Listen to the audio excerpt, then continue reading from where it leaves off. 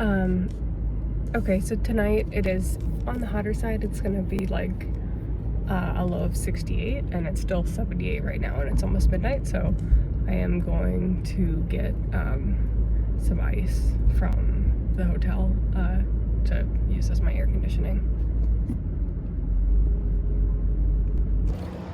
Just gonna head in and try to be discreet so no one notices that I go in, because I might have to do this a couple more times this summer. There's no one here.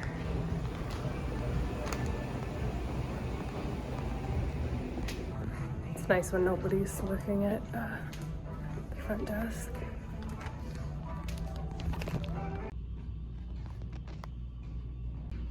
Ice machine.